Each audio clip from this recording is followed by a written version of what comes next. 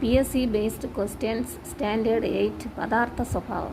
സ്ഥിതി ചെയ്യാൻ സ്ഥലം ആവശ്യമുള്ളതും മാസ് ഉള്ളതുമായ എന്തിനേയും ഏത് പേരിലാണ് അറിയപ്പെടുന്നത്? ഉത്തരം ദ്രവ്യം. 2.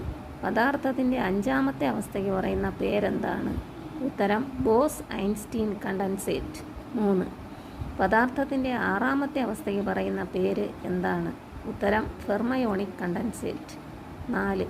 ഉന്നതമായ താപനിലയിൽ കണികകൾ അയോണീകരിക്കപ്പെട്ട അവസ്ഥയിൽ നിലനിൽക്കുന്ന പദാർത്ഥത്തിൻ്റെ അവസ്ഥയ്ക്ക് പറയുന്ന പേര് എന്താണ്? ഉത്തരം പ്ലാസ്മ. 5. പദാർത്ഥത്തിലെ കണികകൾ ഏതവസ്ഥയിലാണ് വളരെ അടുത്തായി സ്ഥിതി ചെയ്യുന്നത്? ഉത്തരം ഖരം. 6.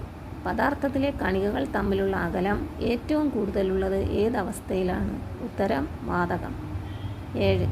പദാർത്ഥങ്ങളുടെ അവസ്ഥാപരിവർത്തനത്തിന് കാരണമായ ഊർജ്ജരൂപം ഏതാണ്? ഉത്തരം താപോർജ്ജം. 8. ഖരാവസ്ഥയിലുള്ള വസ്തു ചൂടാക്കുമ്പോൾ അത് വാതകമായി മാറുന്ന പ്രക്രിയയ്ക്ക് പറയുന്ന പേരെന്താണ്? ഉത്തരം ഉത്പതനം. 9.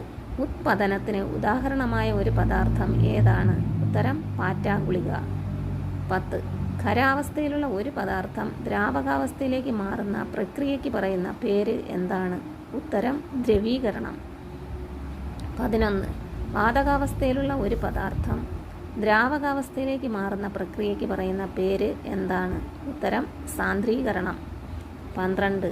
വാതകാവസ്ഥയിലുള്ള പദാർത്ഥം ഖരാവസ്ഥയിലേക്ക് മാറുന്ന പ്രക്രിയയ്ക്ക് പറയുന്ന പേര് എന്താണ്? ഉത്തരം ഘനീഭവിക്കൽ.